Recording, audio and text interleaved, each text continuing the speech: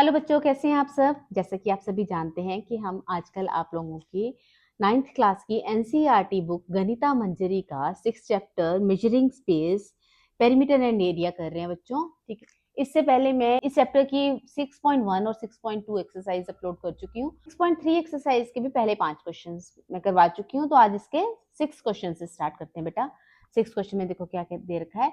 A car has 2 wipers which do not overlap. क्या दे रखा है बच्चे, जैसे ये कार है, उसकी आगे क्या है, जैसे विंडशील्ड है या फ्रंट का ग्लास है ना, तो उसके ऊपर वाइपर्स लगे होते हैं। ठीक है, तो वाइपर्स जो है ना, वो 2 वाइपर्स लगे हुए हैं, यहाँ पे 2 ही लगे होते हैं वैसे भी। ठीक है, और जो ये दोनों वाइपर्स इस तरह से कि ये दोनों एक दूसरे को ओवरलैप नहीं कर रहे। ओवरलैप का मतलब क्या हो गया कि जैसे आमतौर पे तो कार वगैरह में वाइपर्स लगे होते हैं ना, कि जैसे ये वाइप कार का है, ठीक है, विंडशील्ड है, तो उसमें वाइपर किस तरह से लगा होता है कि जैसे ये वाइपर यहाँ तक कुछ कवर कर रहा है, ठीक है, तो दूसरा वाइपर यहाँ पे लगा है, तो वो इतना कुछ ऐसे ऐसे करके एरिया कवर करता है। ठीक है, बीच में थोड़ा सा ही पोर्शन रह जाता है जो पूरी तरह से वाइप नहीं कर पाता। एक आपस में टकराते नहीं, क्योंकि जब ये वाला ब्लेड इधर होगा तो दूसरा ब्लेड भी इधर ही होगा, पर ये एरिया ओवरलैप हो जाता है। पर यहाँ पे इन्होंने स्पेसिफिकली बोला है कि ये जो वाइपर्स हैं ये दोनों ओवरलैप नहीं कर रहे, यानी ये अपना अलग एरिया कवर कर रहा है, ये अलग। तो अब इसको ध्यान से देखो, तो ये क्या फिगर बन रही है, ये एक सेक्टर बन रहा है बच्चे, ये भी एक सेक्टर बन रहा है, ये भी एक सेक्टर बन रहा है। हमें सेक्टर्स के एरिया निकालने, एक सेक्टर का एरिया निकाल के उसको 2 से मल्टीप्लाई कर लेंगे, या पहले ही 2 से कर लेंगे। ठीक है, जिसमें थीटा कितना दे रखा है, that is equal to 120 degree, और रेडियस ऑफ सेक्टर कितना होगा, जितनी की ब्लेड की लेंथ है। ठीक है, तो स्टार्ट करते हैं बच्चों। क्या लिखेंगे हम लोग, area swept by each wiper of car कितना होगा बेटा, that will be equal to area of sector whose radius कितना है, रेडियस कितना दे रखा है बच्चा, that is equal to length of blade. ठीक है, उसका रेडियस कितना हो जाएगा, जितनी की इस ब्लेड की लेंथ है। ठीक है, तो दैट इज इक्वल टू कितना है, 28 सेंटीमीटर। और यहाँ पे थीटा इज इक्वल टू कितना दे रखा है, 120 डिग्री। ठीक है, और हमें बोला है कि find the total area cleaned at each swipe of the blades. ठीक है, तो यानी हमें टोटल एरिया ये दोनों मिलके कितना टोटल एरिया स्वीप कर रहे हैं वो हमें बताना है। तो हम दोनों का इकट्ठा निकाल देते हैं। ठीक है, तो एरिया ऑफ 2 ब्लेड्स कितना हो जाएगा बेटा, that will is equal to 2 into area of sector। और एरिया ऑफ सेक्टर का क्या फॉर्मूला होता है, theta upon 360 degree pi are square. Theta यहाँ पे 120 डिग्री हमें दे रखा है। ठीक है, that is equal to 120 degree upon 360 degree into pi ले लेंगे हम 22/7, और आर कितना देखा है 28 इंटू 28। ठीक है, 7 1 जा 7 4 जा 123 जा। ठीक है, आगे कुछ कटिंग हो रही है, नहीं आगे कुछ कटिंग नहीं हो रही, तो यहाँ पे कितना आ जाएगा 22 2 जा 44 4 जा 176 इंटू 28/3 आ जाएगा बेटा। जब हम 176 को 28 से मल्टीप्लाई करेंगे तो हमारे पास आ जाएगा 4928/3, और आगे इसको डिवाइड करके मिल जाएगा 1642.666। ये नॉन टर्मिनेटिंग रिपीटिंग डेसिमल बन जाएगा ना, तो जब इसको दूंगी डेसिमल को बाद 2 प्लेसेस में चेंज कर दूंगी तो मेरे पास कितना आ जाएगा 1642.67 सेंटीमीटर स्क्वायर। मैंने इसको राउंड ऑफ कर दिया, यहाँ पे इसकी जगह 7। ठीक है बेटा, राउंड ऑफ का मैंने तरीका बताया था कि आप थर्ड प्लेस देख के सेकंड को करते हो। अगर थर्ड प्लेस 1 2 3 4 हो तो हम इसमें कोई चेंज नहीं करते, अगर 5 6 7 8 9 हो तो इसमें हम +1 कर देते हैं। तो इसका आंसर कितना आ जाएगा, दैट इज इक्वल टू 1642.62। और मैंने दोनों ब्लेड्स का इकट्ठा ही निकाल दिया, तो area swept by 2 blades is equal to, तो यहाँ पे मैं लिख भी देती हूँ, तो क्या है total area cleaned at each sweep of blades is equal to कितना हो जाएगा, that is equal to 1642.67 centimetre square. ठीक है, 6 क्वेश्चन खत्म हो गए यहाँ पे। नेक्स्ट क्वेश्चन देखो बेटा, अ chord of the circle of radius r subtend an angle of the 60 degree at the center of the circle। ठीक है, कोई सर्कल है, उसके अंदर एक कोड बनी। ठीक है, ये भी इसका नाम दे देती हूँ मैं, ये इसका सेंटर है, और ये जो कोड है ना सेंटर से 60 डिग्री का एंगल बना रही है।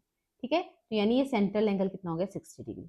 ठीक है बच्चों, तो उसके बाद क्या है, show that the area of the corresponding minor segment of the circle is equal to pi are square 1/6 √3/4। बच्चे एक तो ना इस क्वेश्चन में थोड़ी प्रिंटिंग मिस्टेक हुई है, तो इसका आंसर क्या आएगा, r square into 1/6 pi minus √3/4।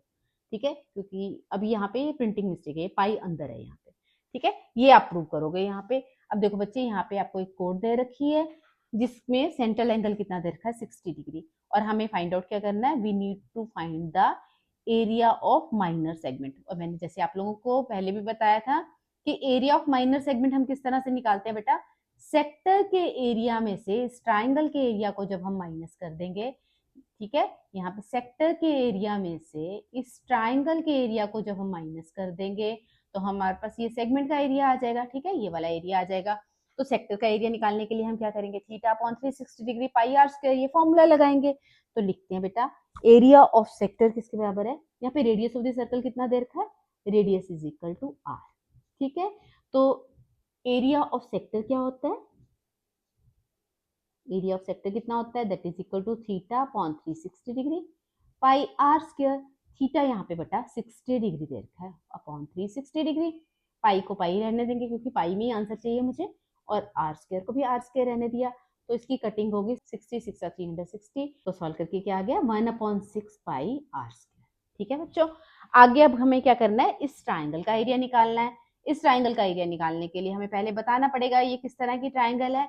पहले मैं इसको 5th क्वेश्चन में आपको प्रूव करा चुकी हूँ। देखो बच्चे, ये ट्राइंगल है ना, इन ट्राइंगल ओ ए बी, ठीक क्या है, यहाँ पे O A is equal to O B है बच्चे। ठीक है, इसका रीजन क्या है, they are radii with the same circle, क्योंकि अगर ट्राइंगल की किसी दो साइड्स इक्वल हैं तो उसके ऑपोजिट एंगल भी इक्वल होते हैं, और ओ ए का ऑपोजिट एंगल एंगल बी हो गया, और ओ बी का ऑपोजिट एंगल एंगल ए हो गया। रीजन दे दो, in a triangle angles opposite to equal sides are equal। ठीक है बच्चे, ये आपको पता ही है। तो इसका मतलब क्या हो गया, B इज इक्वल टू ए हो गया। इन ट्राइंगल, अब हमने इस ट्राइंगल में एंगल सम प्रॉपर्टी लगा दी थी। Now in triangle O A B by angle sum property, angle sum property लगा दी तो वो क्या होती है, that sum of three angles of the triangle is equal to 180 degree. ठीक है, तो angle A plus angle O plus angle B is equal to 180 degree आ जाएगा। ठीक है, एंगल ए को मैंने एज इट इज छोड़ दिया, angle O is equal to हमें 60 डिग्री दे रखा है, उसकी वैल्यू मैंने 60 डिग्री पुट कर दी, और angle B is equal to angle A है, हमने पहले प्रूव कर दिया है, तो बी को मैं ए से रिप्लेस कर दे रही हूँ। तो यहाँ पे मेरे पास कितना आ गया, 2 time angle A plus 60 degree is equal to 180 degree, therefore 2 time angle A is equal to कितना आ गया, 180 डिग्री, और 60 इधर जाके माइनस हो जाएगा, तो that will be equal to 2 time angle A will be equal to कितना आ गया, 120 डिग्री। ठीक है, ये 120 डिग्री आ गया, तो एंगल ए कितना आ जाएगा, that is equal to 120 upon 2, that is equal to 60 degree. ठीक है बच्चों, अब क्या है, बिकॉज हमें क्या है, एंगल ए 60 आ गया और एंगल बी भी 60 ही आ जाएगा, क्योंकि angle B is equal to angle A है, और साथ में एंगल ओ तो हमें पहले 60 दे रखा है, तो इसका मतलब क्या हो गया, triangle O A B is an equilateral triangle. ठीक है, इक्विलेटरल ट्राइंगल जिसकी all sides and all angles equal होते हैं। ठीक है, इक्विलेटरल ट्राइंगल है, और एरिया ऑफ इक्विलेटरल ट्राइंगल क्या होता है बेटा, that is equal to √3/4 side square. ठीक, और बच्चे साइड कितनी है, O A B and O B इसकी साइड्स है ना, तो ओ ए कितना दे रखा है यहाँ पे, आर है, तो ये कितना आ जाएगा, that is equal to √3/4 side कितनी आ जाएगी, इंटू आर स्क्वायर। ठीक है बच्चों, √3/4 आर स्क्वायर आ गई। ठीक है, एरिया ऑफ इक्विलेटरल ट्राइंगल की वैल्यू आ गई। अब हमें आगे निकालना क्या बेटा, एरिया ऑफ माइनर सेगमेंट निकालना। तो एरिया ऑफ सेगमेंट का फॉर्मूला क्या होता है, एरिया ऑफ सेगमेंट किस तरह से निकालते हैं, that is equal to area of sector minus area of triangle. Area of sector कितना निकाला है हमने, 1/6 पाई आर स्क्वायर, और एरिया ऑफ ट्राइंगल हमने अभी कितना निकाला है, √3/4 आर स्क्वायर, √3/4 आर स्क्वायर। इन दोनों में से क्या कॉमन निकल रहा है बच्चों, आर स्क्वायर इसमें से कॉमन निकल रहा है। जब यहाँ पे आर स्क्वायर कॉमन ले लिया तो यहाँ पे अंदर कितना बच गया, दैट इज इक्वल टू 1/6 पाई, और यहाँ पे कितना बच गया, √3/4। ये हमें प्रूव करना था that area of segment is equal to r square 1/6 pi minus √3/4। ठीक है, तो ये छोटा सा क्वेश्चन था। अब देखो मैंने जैसे आपको लोगों को इस क्वेश्चन के बारे में पहले भी बताया था, क्योंकि हमने ये 5th क्वेश्चन सेम ही किया हुआ है, तो मैंने तब भी आपको बोला था कि अगर आपके स्कूल टीचर्स बोल रहे हैं ये सारी एक्सप्लेनेशन देनी है कि इक्विलेटरल ट्रायंगल कैसे आ गई, तब तो आप इसमें इतना सारा लिख देना। अदरवाइज अगर आप इस तरह से भी कर दोगे आप कि as angle AOB is equal to 60 degree है, angle AOB is equal to 60 degree है, तो इसका मतलब क्या है, इसका central angle is equal to कितना आ जाएगा, इज इक्वल टू 60 डिग्री हो गया। तो therefore triangle AOB will be an equilateral triangle। ठीक है, तो मैंने आप लोगों को 5th क्वेश्चन में भी बोला था कि अगर आपके टीचर्स बोल रहे हैं कि ये सारा एक्सप्लेन करो तो आप एक्सप्लेन कर लो, अदरवाइज आप इतना भी अगर दे दोगे तब भी चल जाएगा। वैसे भी बच्चे ये टफ तो है नहीं, बिल्कुल इजी सी एक्सप्लेनेशन है, अगर आप कर ही दोगे तो ज्यादा अच्छा है। 8th क्वेश्चन देखो बेटा, an equilateral triangle is inscribed in a circle of radius r, show that the ratio of the area of the triangle to the area of the circle is equal to 3√3/4 पाई। ठीक है, क्या कह रहे हैं, इसका ratio कितनी हो जाएगी, 3√3/4 पाई। ठीक है, और ये साइन क्या दे रखा है यहाँ पे, विच इज, इसका मतलब क्या है, which is approximately equal to 0.143। ठीक है, आपको यहाँ पे ये वैल्यू नहीं निकालनी बच्चे, सिर्फ इतना ही प्रूव करना है, ये अप्रोक्सीमेटली इक्वल टू 0.143, इन्होंने √3 और पाई की वैल्यू पुट कर दी तो ये वैल्यू आ गई। तो हमें यहाँ पे क्या दिया है, एक सर्कल है, ठीक है, उसके अंदर एक ट्राइंगल इंस्क्राइब्ड है। वो ट्राइंगल किस तरह की ट्राइंगल है, it is an equilateral triangle. ठीक है, N equilateral triangle is inscribed in a circle, इसका रेडियस कितना है, आर दे रखा है। ठीक है, अगर इक्विलेटरल ट्राइंगल को मैं ABC मान ले रही हूँ, हमें फाइंड आउट क्या करना है, and we need to find the ratio of the area of the triangle to the area of the circle. ठीक, और एरिया ऑफ सर्कल क्या होता है, that is equal to pi are square. ये पहले मैं वही लिख दे रही हूँ, एरिया ऑफ सर्कल किसके बराबर होगा, that will be equal to pi are square, और रेडियस हमें आर दे ही रखा है यहाँ। रेशियो किसकी निकालनी है, ratio of the area of the triangle to the area of the circle. Circle का तो मैंने एरिया बता दिया, और एरिया ऑफ इक्विलेटरल ट्राइंगल क्या होता है बेटा, एरिया ऑफ इक्विलेटरल ट्राइंगल क्या होता है, that is equal to √3/4 side square. ठीक है, √3/4 साइड स्क्वायर ही होता है ना इसका एरिया। तो अगर मैं इसकी ईच साइड को A अज्यूम कर ले रही हूँ, तो एरिया ऑफ ट्राइंगल कितना हो जाएगा, that will be equal to √3/4 A square. ठीक है, पर बच्चे यहाँ पे A तो हमने खुद ही अज्यूम किया है ना, यहाँ पे A की ऐसी कोई वैल्यू नहीं दे रखी, हमें सिर्फ R दे रखा है, R में इसको वैल्यू निकालनी पड़ेगी। अब A और R में सीधा डायरेक्टली तो हमें कोई रिलेशन पता ही नहीं है, ऐसा तो हमने कुछ पढ़ा ही नहीं है। पर अगर मैं यहाँ पे बच्चे एक परपेंडिकुलर ड्रॉ कर ले रही हूँ, ठीक है, ये परपेंडिकुलर ड्रॉ कर दिया और ये इसका सेंटर है, तो ये क्या होगा, ये सेंटर में से क्रॉस करेगा क्योंकि ये इक्विलेटरल ट्राइंगल है। तो ये डिस्टेंस यहाँ से OA कितना है, ये R है। AD यहाँ पे परपेंडिकुलर ड्रॉ कर दिया, और मैं ये पूरी AD है ना जो, ठीक है, इसको अगर मैं हाइट मान ले रही हूँ, इसकी वैल्यू मैं R की फॉर्म में निकाल लूंगी। तो उसके बाद में क्या करूंगी बच्चे, पाइथागोरस थ्योरम लगा के मैं A और H में भी रिलेशन फाइंड आउट कर सकती हूँ, और H की वैल्यू हमने पहले R की फॉर्म में निकाली होगी, तब ये A का और R का भी रिलेशन आपस में हो जाएगा। तो क्या किया मैंने, सबसे पहले draw AD perpendicular to BC। ठीक है, परपेंडिकुलर ड्रॉ कर दिया। अब बच्चे जब ना कोई इक्विलेटरल ट्राइंगल होती है ना, तो उसमें जो परपेंडिकुलर होता है, जैसे ये परपेंडिकुलर ड्रॉ कर दिया ना, तो वो अपने आप में मीडियन भी होता है। ठीक है, तो इसका मतलब DBC का मिड पॉइंट भी होगा। पर ये ना इक्विलेटरल ट्राइंगल में होता है, जैसे मैंने एक स्केलन ट्राइंगल ड्रॉ कर दी मान लो, है ना, तो यहाँ पे तो देखो आपको ये मिड पॉइंट नहीं लग रहा ना, ये कम लग रही है और ये ज्यादा लग रही है। ठीक है, तो पर इक्विलेटरल ट्राइंगल में किसी भी वर्टेक्स से अगर हम एक परपेंडिकुलर ड्रॉ करेंगे तो वो मीडियन भी होगा। तो मैं लिख दे रही हूं, as triangle ABC is an equilateral triangle. ठीक है, तो therefore AD will also be median of triangle, इसका मीडियन भी होगा। ठीक है, और ये इक्विलेटरल ट्राइंगल है, तो हमने सपोज कर लिया कि इसकी each side AB is equal to BC is equal to CA is equal to किसके बराबर है, that is equal to A, हमने ये अज्यूम कर लिया। ठीक है, तो अब क्या है, क्योंकि ये एडी मीडियन बी है कि D is mid point of BC हो जाएगा ना, तो बी डी की वैल्यू कितनी आ जाएगी, that will be equal to half of BC, that is equal to half of BC कितना दे रखा है हमें, ए है, तो ये हाफ ऑफ ए आ जाएगी और इसकी वैल्यू ए अपॉन 2 आ गई।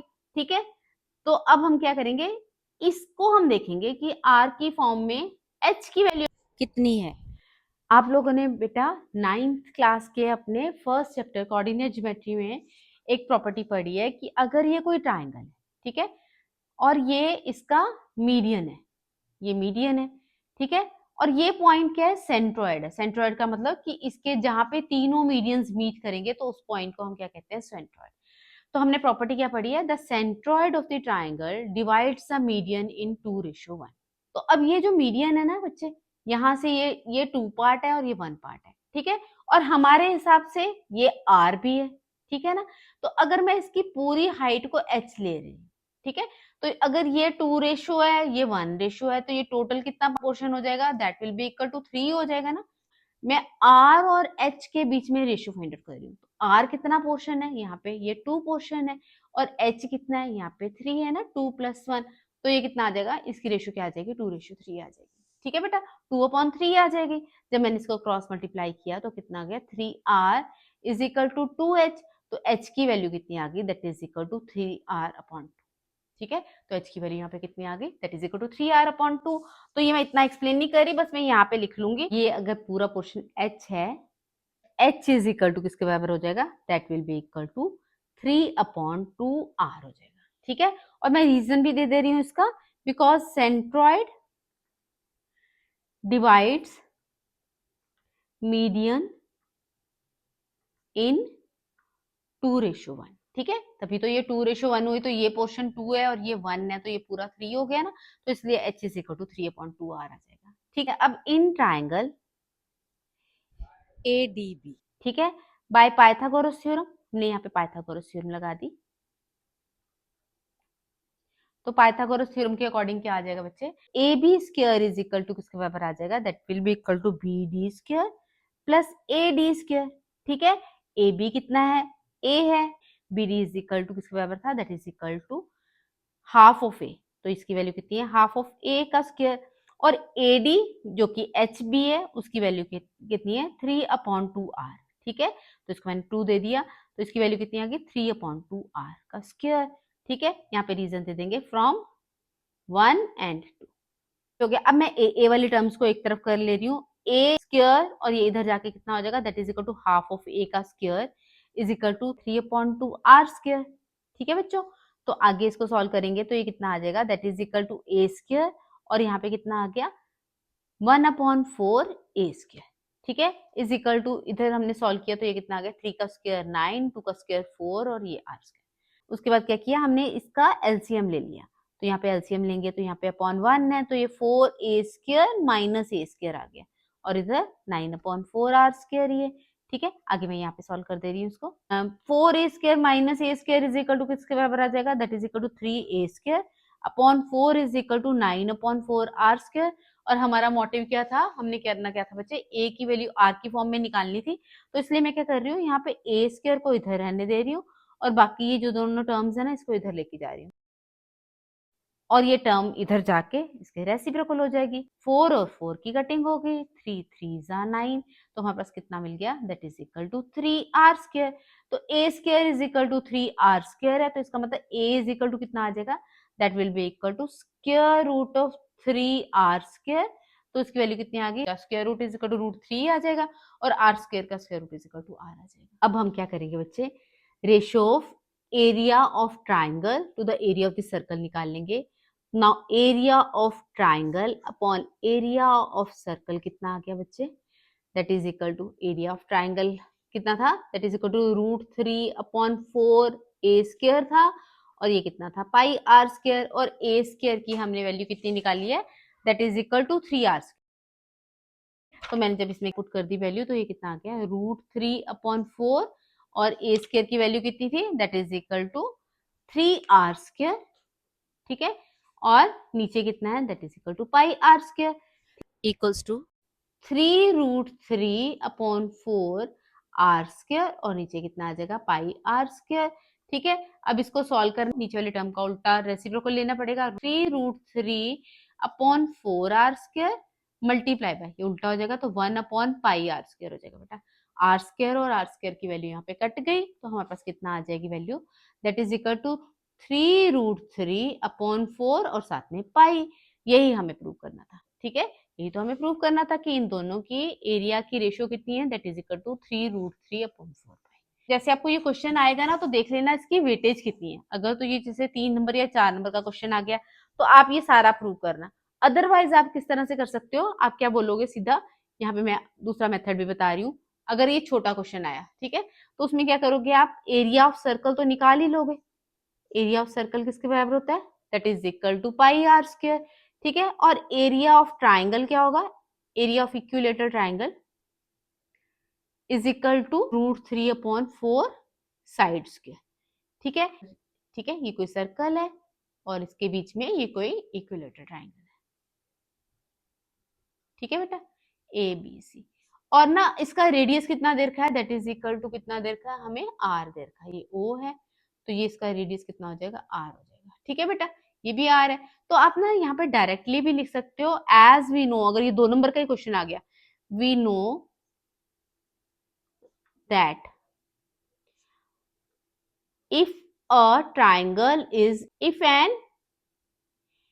equilateral triangle is inscribed in a circle, then side of triangle is equal to किसके बराबर होती है, that is equal to √3r। ठीक है, आप इस तरह सीधा भी लिख सकते हो। अगर ये आपको 2 मार्क्स का क्वेश्चन आ जाएगा तो आप इस तरह से लिख देना। देन फिर area of triangle upon area of circle कितना आ जाएगा, एरिया ऑफ ट्राइंगल किसके बराबर होता है, that is equal to √3/4 side square ना, और एरिया ऑफ सर्कल πr²। ठीक है, √3/4 और साइड मैंने क्या बोला कितनी होती है, that is equal to √3r का होल स्क्वायर, और नीचे कितना है πr²। ठीक है, जब इसको सॉल्व किया तो हमारे पास कितना आ जाएगा, √3/4, √3 का स्क्वायर 3 हो जाएगा और r का स्क्वायर r² हो जाएगा, नीचे πr² है। फिर उसी तरीके से हम अगर इसका रेसिप्रोकल ले लेंगे तो 3√3r², इसको उल्टा कर दिया तो वैल्यू कितनी आ जाएगी, that is equal to 1/πr², r² और r² की कटिंग होगी तो यहाँ पे कितना बच गया, 3√3/4 पाई। ठीक है, यही हमें प्रूव करना था। तो इन दोनों के एरियाज की रेशियो कितनी आ जाएगी, 3√3/4 पाई। ठीक है, ये क्वेश्चन आप तब करोगे अगर आपको 2 मार्क्स में क्वेश्चन आ जाए तो आप इतना सा क्वेश्चन करोगे, या आपके टीचर्स ने आपको सीधा डायरेक्टली यही वाला लिख के बोला, तब इस केस में क्या होगा, आपको ना यहाँ पे बच्चे ये याद रखना पड़ेगा कि कोई अगर इक्विलेटरल ट्राइंगल किसी सर्कल के अंदर इंस्क्राइब्ड होती है तो उसकी ईच साइड कितनी होती है, √3r। ठीक है, √3r होती है, तो आप सीधा भी इस क्वेश्चन को इस तरह से कर सकते हो, तब तो ये छोटा सा क्वेश्चन बन जाएगा। पर मैंने आपको इसका पूरा रीजन भी दे दिया कि √3r क्यों होती है। ठीक है, अगर आप इतना भी करना चाहते हो तो कर सकते हो, पर आप लोगों को पता होना चाहिए √3r कहाँ से आई वैल्यू। ठीक है, तो √3r हमने प्रूव करके भी बता दिया, तो आप देख लेना आपने। 9th क्वेश्चन देखो बेटा, a square is inscribed in a circle of radius r, show that the ratio of the area of this square to the area of this circle is equal to 2/π। ठीक है, which is approximately equal to 0.637। बस आपको 2/π prove करना है। तो क्या कह रहे हैं बच्चे, एक कोई सर्कल है और सर्कल के अंदर कोई स्क्वायर बना हुआ है। ठीक है, यहाँ पे square is inscribed in a circle. ठीक है, तो और जो ये सर्कल है उस सर्कल का रेडियस कितना दे रखा है, that is equal to r। तो हम क्या करेंगे बेटा, ABCD कोई स्क्वायर है मान ले रहे, और ना इसके इस डायगोनल को हमने ज्वाइन कर दिया। ठीक है, ये इसका सेंटर है और हमें पता है बेटा that angle in the semi circle is right angle ना, तो ये एंगल 90 डिग्री होगा। तो इसका मतलब क्या होगा, ये जो पोर्शन है ना ABC, ये क्या है, सेमी सर्कल। ये AC क्या हो गया, ये इसका जो कि इसका डायमीटर है वो इस स्क्वायर का डायगोनल भी होगा। ठीक, तो इसकी वैल्यू कितनी आ जाएगी, we know that the radius of circle r हो तो डायगोनल रेडियस का डबल 2r ही हो जाएगा ना, तो इसकी वैल्यू हमारे पास कितनी आ जाएगी, that is equal to 2r। हमें निकालना है ratio of the area of the square to the area of the circle. Area of circle तो πr² हो जाएगा और स्क्वायर का एरिया किसके बराबर होता है, that is equal to side square. ठीक है। साइड को जैसे पिछले क्वेश्चन में हमने किया था, साइड को हमें क्या करना पड़ेगा, आर की फॉर्म में चेंज करना पड़ेगा, क्योंकि यहाँ पे हमें सिर्फ वैल्यू आर ही दे रखी है। क्या करेंगे बेटा, इस ट्राइंगल में पाइथागोरस थ्योरम लगा देंगे। अगर मैं इसकी ईच साइड को ए अज्यूम कर ले रही हूँ, ठीक है, तो यहाँ पे हम पाइथागोरस थ्योरम लगाएंगे तो ए की वैल्यू आर की फॉर्म में आई जाएगी। ठीक है, let each side of the square is equal to A, हमने अज्यूम कर लिया।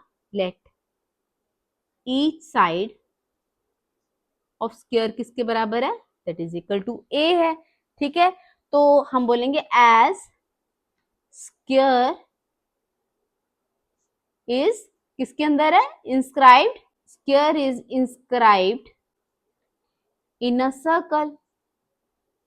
ठीक है, क्योंकि ये सर्कल के अंदर बना हुआ है, देयरफॉर डायगोनल, डायगोनल किसका, डायगोनल किसका होगा, square, diagonal of square is equal to diameter of circle. ठीक है, सर्कल का डायमीटर होता है और स्क्वायर का डायगोनल होता है। ठीक है, तो इसका मतलब क्या हो गया, AC जो इसका डायगोनल है वो क्या हो जाएगा, that is equal to 2r हो जाएगा, क्योंकि इसका रेडियस ऑफ सर्कल कितना दे रखा है, r दे रखा है। ठीक है, as radius is equal to कितना, that is equal to r। ठीक है, नाउ अब इन राइट ट्राइंगल ABC, ये राइट ट्राइंगल तो होगी ना, क्योंकि ये स्क्वायर है तो ईच एंगल इसका 90 डिग्री होगा। ठीक है, कौन सी थ्योरम लगा दी, बाय पाइथागोरस थ्योरम।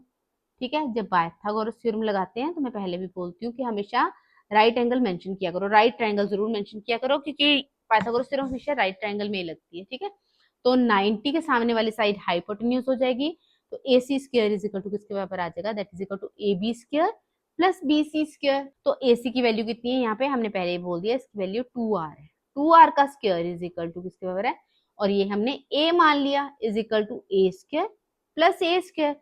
तो 2r का स्क्वायर कितना आ जाएगा, that is equal to 4r square, और ये यहाँ पे कितना आ गया, 2a square, a square plus a square is equal to 2a square.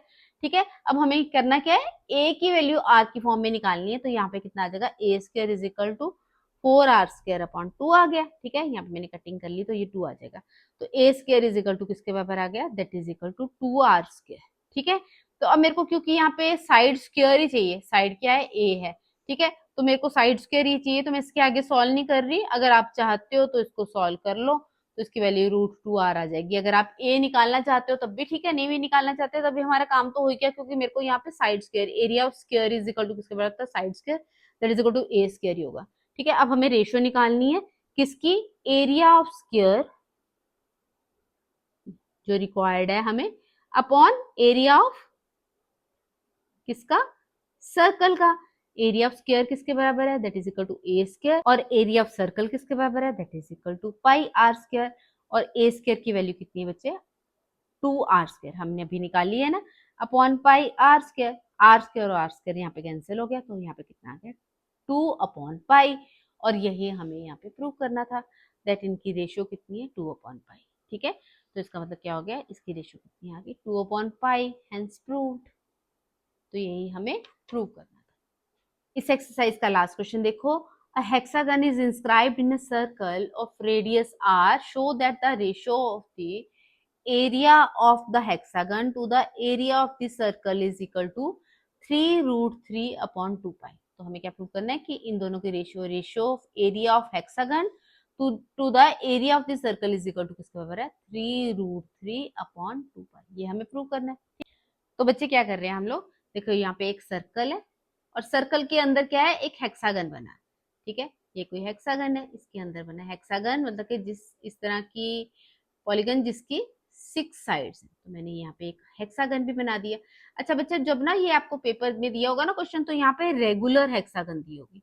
ठीक है, क्योंकि ये आप लोगों की बुक बड़ी नई सी बुक बनी है ना, तो इसमें थोड़ी बहुत प्रिंटिंग मिस्टेक्स हुई है, तो ये एक रेगुलर हेक्सागन होगी। जैसे ये कोई रेगुलर हेक्सागन है जिसका नाम है ABCDEF।